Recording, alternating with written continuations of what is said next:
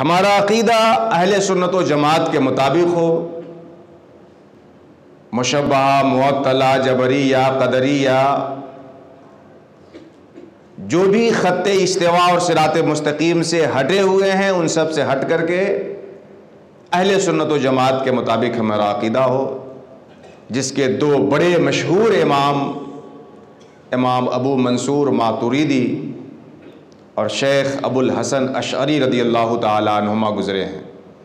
اصول عقائد میں تو کسی کی تقلید نہیں کرنی ہے۔